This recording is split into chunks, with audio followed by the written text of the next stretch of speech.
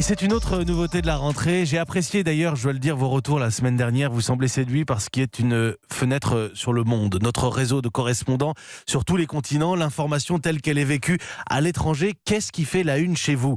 Sans attendre, nous partons pour l'Allemagne et les résultats des élections locales, de scrutins régionaux. Bonjour Hélène Kohl. Bonjour. C'est le score de l'extrême droite qui fait la une chez vous.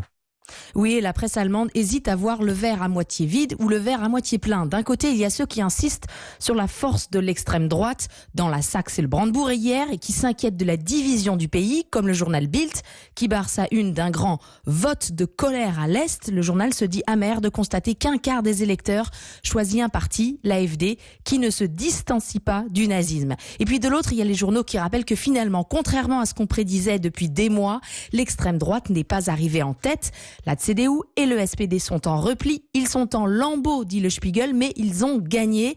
Pour le journal de Chemnitz, cette remontée des deux partis traditionnels dans la dernière ligne droite et la victoire du dialogue, ils ont été contraints de changer pour garder le pouvoir. Le Süddeutsche Zeitung résume, plus de crédibilité, d'authenticité, c'est un signe positif, même si maintenant les choses se corsent. Il faut trouver des majorités stables pour gouverner. Merci Hélène Kohl, à Berlin pour Europe 1. Blandine Hugonnet, vous êtes à Rome. Bonjour Blandine. Bonjour.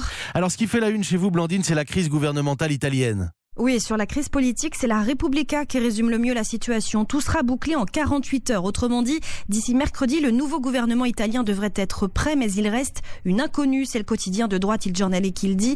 Demain, les électeurs du mouvement 5 étoiles vont voter pour ou contre la coalition avec le Parti démocrate. Un référendum qui pourrait mettre en péril ce gouvernement. Et les éditorialistes avertissent, les deux partis sont encore loin d'être d'accord sur un programme commun.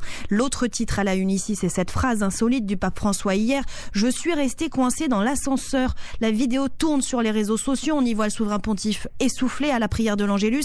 Après 7 minutes de retard, il raconte près d'une demi-heure bloquée pour une panne, l'intervention des pompiers du Vatican. Les chaînes de télévision ironisent sur cette mésaventure. Finalement, le Saint-Père n'échappe pas non plus aux petits imprévus de la vie. Merci Blandine Hugonnet. À Rome, on n'a jamais été aussi proche du pape finalement avec cette information. Enfin, Sébastien Le Belzic en Chine à présent. Bonjour Sébastien. Bonjour Mathieu. Qu'est-ce qui fait la une chez vous ?